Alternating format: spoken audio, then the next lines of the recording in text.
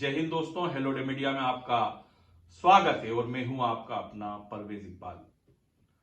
दोस्तों, आज मैं आपसे हमारे राष्ट्रीय ध्वज तिरंगे और राष्ट्रीय स्वयंसेवक संघ के रिश्तों के बारे में बात करना चाहता हूं।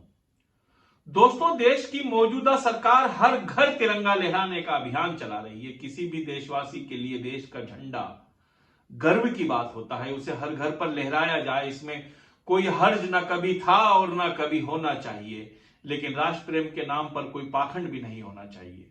झंडा फहराने के साथ साथ भावना का भी महत्व है। आज जो सरकार हर घर तिरंगा लहराने की बात कह रही है, उस सरकार का रिमोट जिस आरएसएस के हाथों में है, वो आरएसएस भले ही खुद को राष्ट्रवाद का ठेकेदार समझता हो, लेकिन इतिहास में दर्ज बातें बताती हैं कि आरएसएस ने कभी तिरंगे को राष्ट्रीय ध्वज के रूप में दिल से स्वीकार नहीं किया है। आज मैं आपको आरएसएस और तिरंगे के बीच कड़वे रिश्ते की कहानी सुनाऊंगा।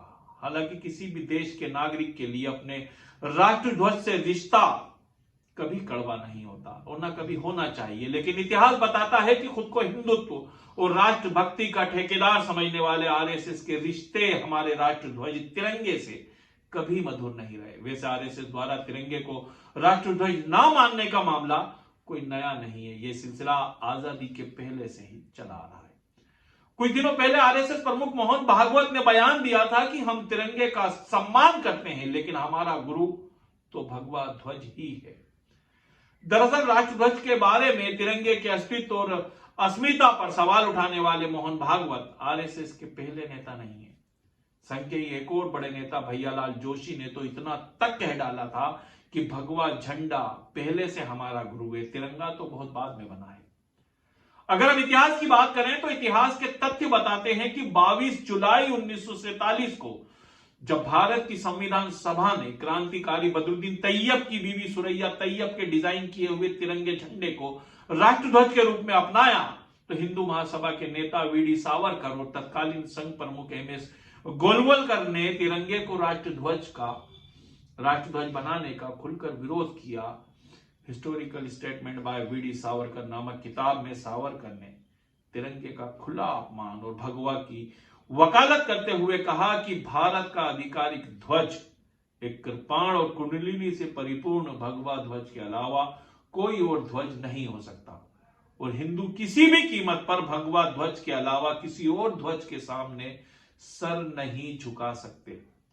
वहीं आरएसएस के तत्कालीन प्रमुख एमएस गोलवलकर ने अपनी किताब विचार नवनीत, जिसे अंग्रेजी में बंच ऑफ थॉट्स के नाम से अनुवादित किया गया है, इस किताब में गोलवलकर ने न सिर्फ राष्ट्रध्वज तिरंगे बल्कि संविधान पर भी सवालिया निशान लगाते हुए कहा है कि हमारे नेताओं ने हमारे लिए एक नया ध्वज चुनने का फैसला किया है, जो हमारी समृद्ध विरासत को अस्वीकृत करने और बिना सोचे समझे दूसरों की नकल करने का स्पष्ट उदाहरण है।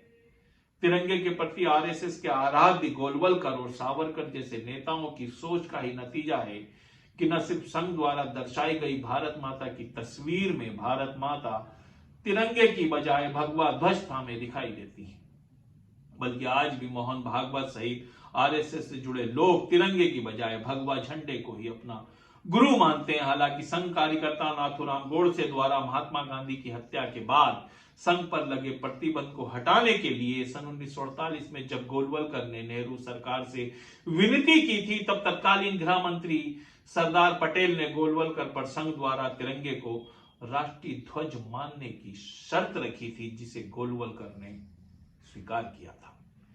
सांसद प्रकाश अंबेडकर ने तो लोकसभा में यह भी दावा किया था कि 26 नवंबर 1949 को सरदार पटेल और आरएसएस के बीच तिरंगे को राष्ट्रीय ध्वज मानने संबंधी एक समझौता भी हुआ था। हालांकि संघ ऐसे किसी समझौते से इनकार करता आया है। बहरहाल समझौते के बावजूद संघ ने कभी भी अपने मुख्यालय पर तिरंगा नहीं फहराया। हालांकि 15 अगस्त 1947 और 26 जनवरी 1950 को अपवाद के रूप में देखा जाना चाहिए।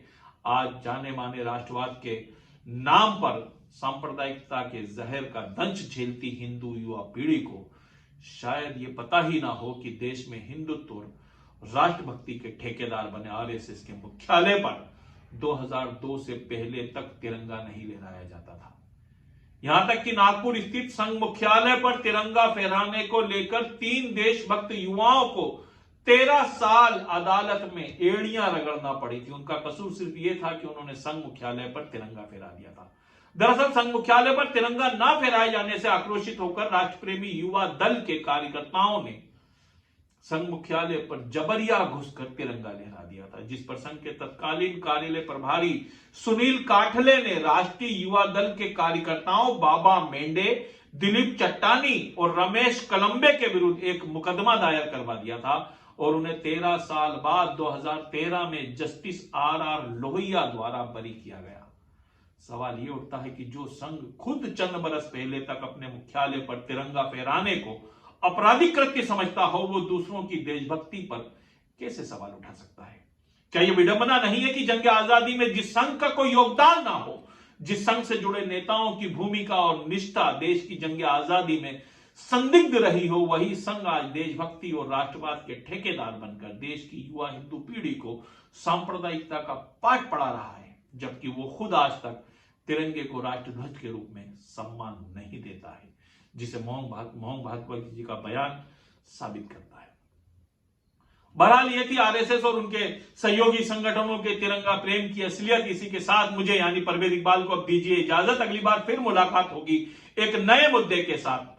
ये वीडियो पसंद आया हो तो इसे लाइक कीजिए, शेयर कीजिए और इस चैनल को सब्सक्राइब कीजिए। जय हिंद।